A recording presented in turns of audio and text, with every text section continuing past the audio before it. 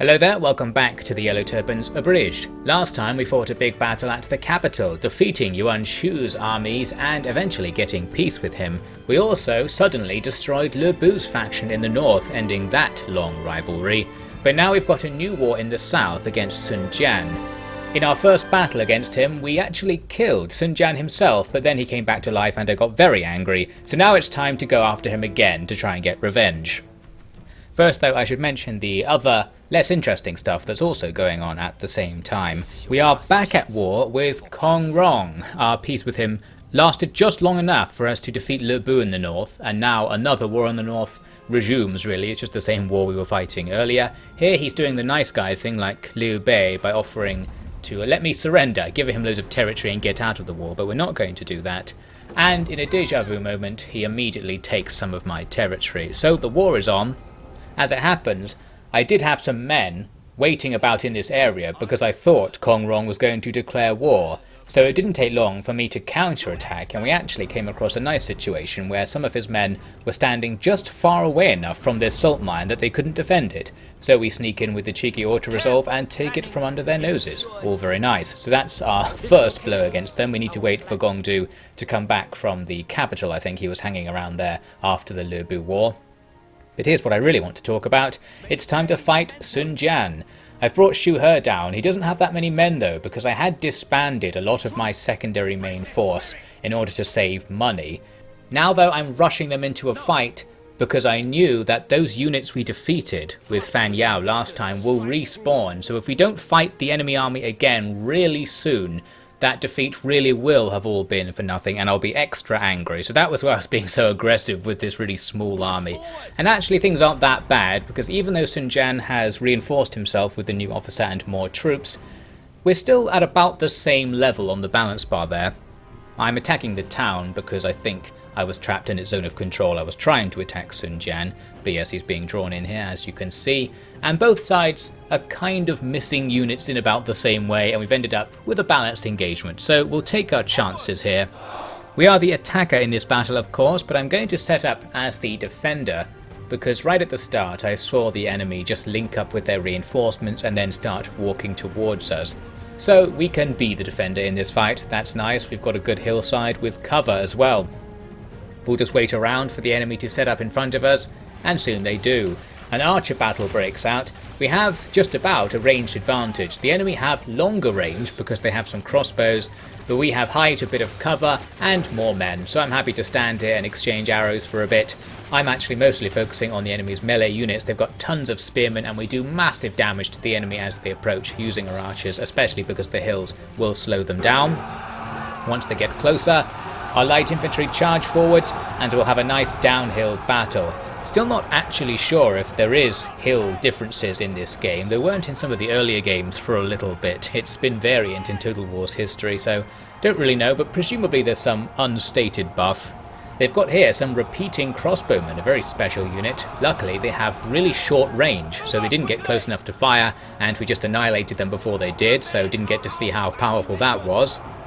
At the same time, all of their regular archers and their strategist are getting absolutely annihilated by my cav as usual. Sun Jian has joined the melee at the front, which is a problem because he and his troops are gradually killing our front line there. Sun Ce went back to fight our officers, however he didn't have much luck. He lost about half his men to archers as he was wandering around in this valley, and he never actually locked us down into combat. He kept just running away because I was pretty sure I would lose.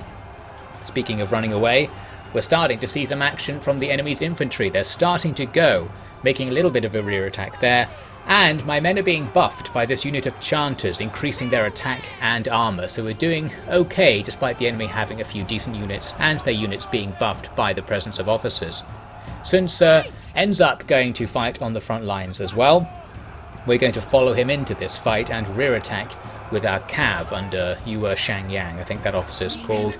Since the rear attack will have a very negative effect on the nearby troops, and indeed we immediately see some routes as we go into that one. Very good stuff. At the back here, Shu He is just finishing off all of the ranged units, and then he's going to go after the enemy's strategist who was wandering around. And there we go, he is dead. Hopefully that'll give the enemy some sort of morale penalty. Plus, Shu He is free with his big unit of cav to come and rear attack the main line. Things are starting to go our way as more and more enemy troops rout. Their officers are proving difficult, but at least we can get rid of the foot soldiers and free up everything to focus on the officers. Sun Ce loses most of his men and now he actually routs, which is great, and we're not going to let him get away with this. I dedicate my cav to chase after him. The Chanters are chasing after him as well. I was determined to actually take out Sun Ce personally, not just have him leave the field, to try and get the kill here. And eventually we do catch him against a tree, and down he goes. Quote unquote down he goes. We're looking at him dead here. I'm being facetious, just proving how dead he looks to compare it to how dead he's not going to be very soon. He's got the same magic as Sun Jian, suffice to say. Anyway, as for the battle, all of the foot soldiers have now routed. It's actually just Sun Jian and his men in the centre fighting on, but he's got these massive buffs. He gets Fallen Relative and Fallen Oathsworn, two massive buffs on their own, and they're stacking right now. And he's gone berserk. He is just hacking through all of our men. So now it's a case of our entire army versus him. Our two officers come over to duel with him in the corner while his troops just kill all of my troops. And this just goes on for a long time, basically. There are no more tactics we can try. We don't have ammunition. Moving away won't do anything in this case. We're just going to hack each other to pieces on exhausted mode, so it's extra slow. Eventually, some random guy kills Sun Jian himself. Then we finished off his unit, bringing the battle to an end. But it was only a Pyrrhic victory. It might not have looked that way, but we did lose loads of guys in the bit I just cut out, fighting Sun Jian for ages at the end. He killed a few hundred at least, and combined with losing men to his OK units, which were all buffed up and stuff, we did lose half of our army. However, they lost plenty more, except for Sun Ce, who is mysteriously alive with all of his soldiers restored to him. Incredibly cheeky. He even gets the faction now as well, so it's been a great day for Sun Ce, promotion and return from the dead. At least we ended up getting our little tea house back. That's our victory. And Fan Yao has been somewhat avenged because Sun Jian really is dead now. A bit of good diplomacy news here. We managed to negotiate a trade deal with Gong Shu, who occupies a lot of our border. So hopefully that's going to reduce the chance of war, although Yuan Shu can just call her into wars, so may not make a difference. Anyway, time for another battle, because up at that salt mine we cheekily took earlier, not only do the men who we bamboozled come back to attack it, but Kong Rong himself brings the enemy main force to join the battle, so we've got a difficult one. Our men are already attritioned down because they were under siege, and the enemy do have some good troops, including some leveled up crossbowmen who could be an issue, especially because we're going to be stuck in our town. But I'm going to give this a go. There's no retreat, of course, so we have to do something. And things go well at first because the enemy have deployed their first army on its own.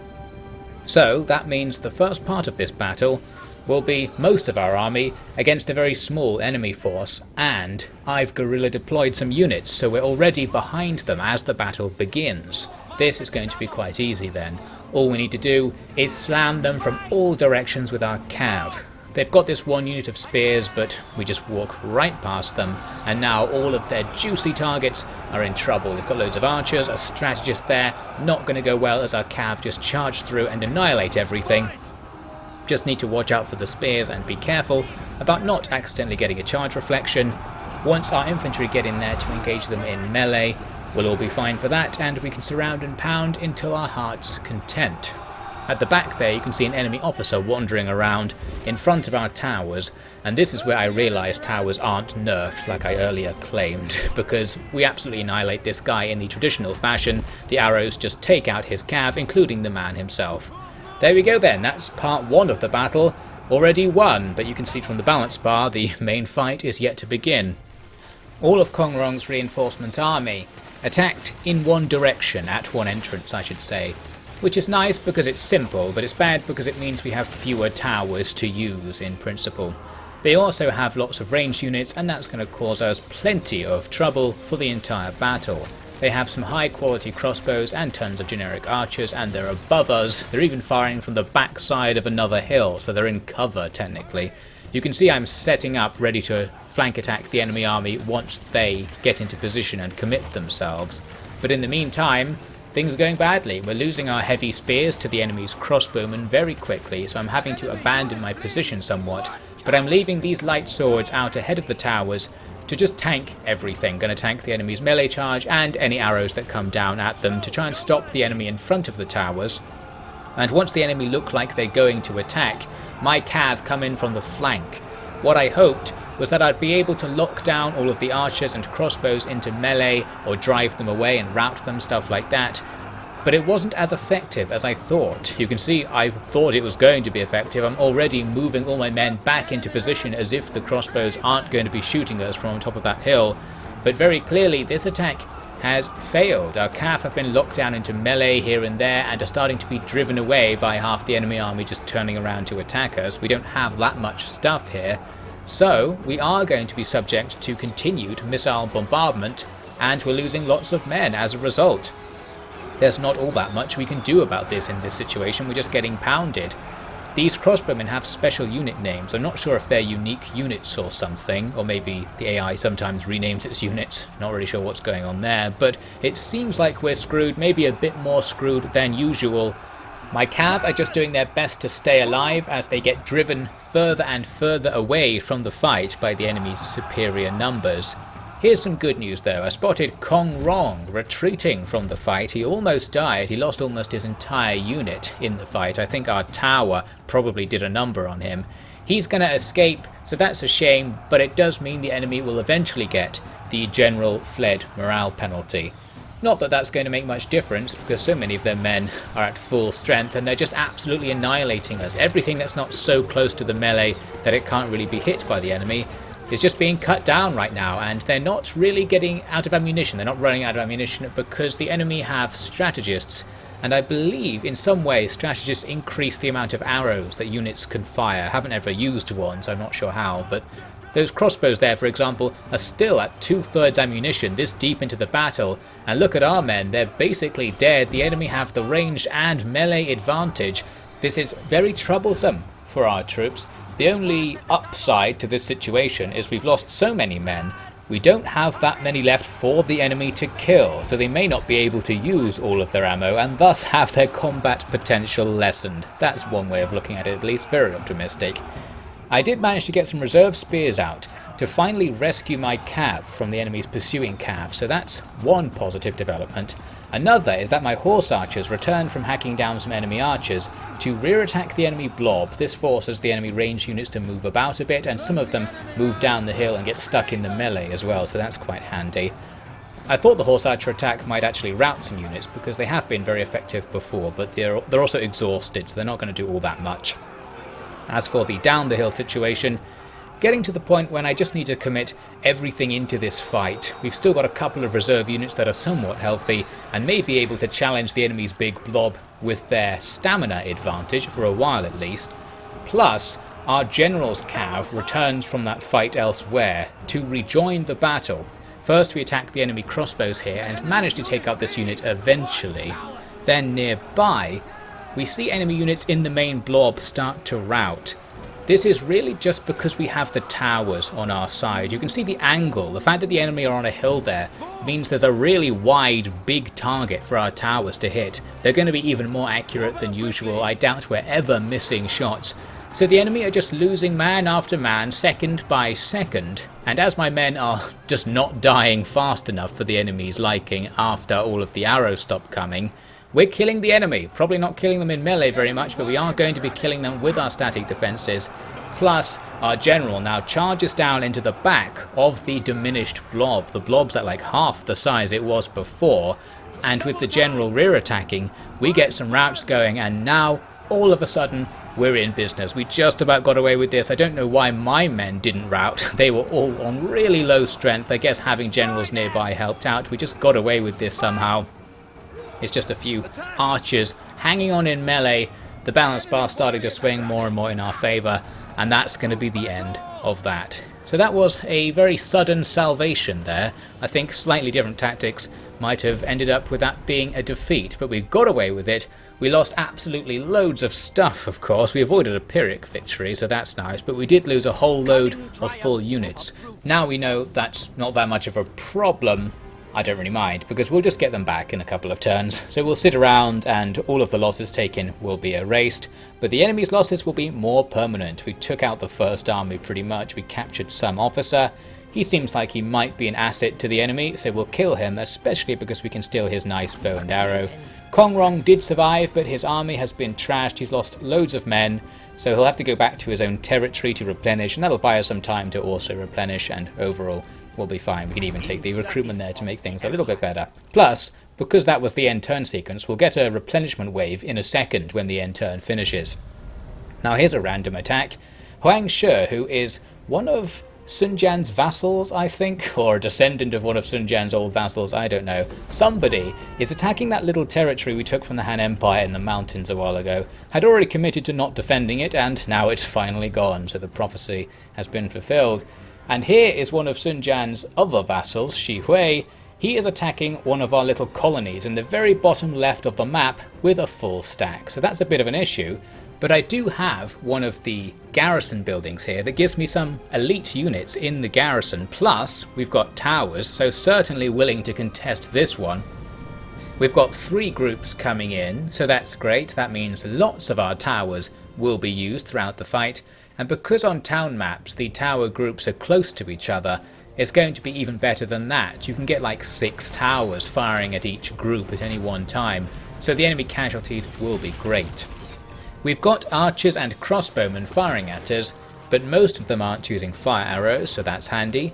And I've got these terrible troops, the peasant warband, who are just guys with farming implements, and they can stand there and get hit by the arrows without it really affecting our combat potential, so that's nice. There's one flaw in my plan, that is, I didn't see this entrance to the town when I was deploying. It's that pure and simple. I just didn't even realise I needed to defend this little corner. But I did spot the enemy coming here at the last second, so I'm going to charge these archers out of the entrance. That way the melee will take place not on our capture point, and the towers will now gradually kill those sabres, even if my archers in melee probably won't. There's also some heavy cav from a general nearby, they're going to charge into the fight, but again they're just going to get stuck there under the towers, so it's not that bad. Here on the eastern side they have used some fire arrows to take out a couple of towers, so it's not so good. I'm really just running away from the enemy there. On the south, things are more how I expected them to go. The enemy are just getting stuck into the gate. While they definitely have melee advantage and they'll gradually kill us, our towers will gradually kill them, and we just hope that our gradual effect wins out in the end. Their archers at the back here are in trouble because I've got another squad of those terrible peasants to charge at them, and even if they couldn't actually beat the archers in melee, it doesn't matter because the archers run away, and effectively they've been defeated by us using that terrible unit. Here you can see an example of that thing I said with the towers. The towers from other entrances are shooting the flank of this blob here, so we are racking up the kills. The mistaken entrance, the forgotten entrance, is gradually being won thanks to the towers again. Where the enemy are just shooting at us, they're having luck. That's the correct way to attack our position, just kill us. But for the most part they're not doing that, so we're going to be okay. These cav charge right through deep into the town. We did take a little bit of a harsh attack from them and lose a bunch of guys, but again we're below a tower, so we can take out those cav in seconds. Away they go. The group on the south side gradually gets taken out by the tower fire, and that's the end of that. And here is the elusive cool animation. Quite like the look of that animation, even if I don't really like the rest of them. So that's good stuff. Suffice to say, this group's dead. The balance bar's starting to even out now, and the other enemy units are going to be easy to rout. They're half dead at this point, or fully dead in some cases. I've got swordsmen, our elite swords, in amongst the enemy's archers. They are getting out of there. And at about this point, we see a chain rout. So that's going to be the end of that. A heroic victory. It was actually easier than I expected. These towns are much easier to defend than city maps, I must say. A little bit of an exploit really, not upgrading your settlements to make them easier to defend. Sneaky. 2/3 of the enemy army is dead, and they've lost an officer, so we've got this defense pretty much in the bag. We did lose a bunch of guys ourselves, but they'll come back pretty soon, and the enemy shouldn't get replenishment if they just hang around here. Which they will actually. That army just stands roughly where it is now for the next couple of turns, so we're just going to leave them there and come back to it in a second. We're going to try and capitalise on those 2 big defensive victories. One thing we need to do is charge out with the half-dead army we have left over from the Kong Rong defense to go and attack him even before we've replenished or anything, because Kong Rong's on the verge of going, so just one auto-resolve and his army's done. So we pursue him, and there it is. Kong Rong himself, I think, gets away with it because he's got the magic shield. That means he can't die, so he will teleport back to his home province, which is right on the east side of the map somewhere. But the army's gone at least, and we've humiliated him. With this army I'm going to pick march stance and go back into our territory, and this time I really will just hang around, get their units back and replenish before they go and continue the offensive in the area. We've also got Gong now arriving on the battlefront, and he immediately storms in to retake this horse pasture that the enemy took from us recently. Just an auto-resolve, and that's that. We'll move in, replenish and go on as if it didn't happen. We've also, by the way, got our cheeky force in Wu Wei Commandery. I've reinforced the guys who went to take out the Han Empire troops here with extra troops, and now we're in a position to go and attack Kong Rong in the area. This nearby garrison looked pretty strong and I couldn't be bothered to fight it, so I tried to siege them out, but they did sally. Then I did the old save and auto-resolve tactic, thinking surely I can just not fight this, I really couldn't be bothered, and indeed we picked up the win. And this is another case where as long as you win, it doesn't really matter what else happens because you'll get your men back in the end. So we took the Pyrrhic victory, then auto-resolved them again in the next turn in order to finish them off, and that way we get the town, and after a couple of turns our men will be back. Means we can't use that army, and that is potentially an issue, as we'll see in a second. Now down south, here's what I mean about that Xu Hui army. It just stood there until Xu He arrived with more troops, and we're just going to kill him. No idea why they didn't go back to replenish or try and attack something else. Pretty generous AI. I guess they were just so shocked that they didn't succeed in their town attack that they lost all purpose and just stood there. Anyway, they're gone now. And we've got our main force ready to fight against Xu Hui. This force will have to pull double duty fighting Sun Jian as well if he comes back, but that's just what we have to work with. There's already an enemy army nearby that we can see, so we'll set up to engage them soon. Up north, we've got a couple more armies we need to deal with from Kong Rong. You can see I discovered one there at the animal trader with Gong. We're currently moving towards it. And here is another one in Wu Wei Commandery. So this is why taking a Pyrrhic victory on the auto-resolve might have been a bad idea. We are actually going to be attacked in this area quite soon. However, I wanted to try something out to get around this. There's this mechanic in the game where you can spend extra money on construction projects to not have to wait for them to finish.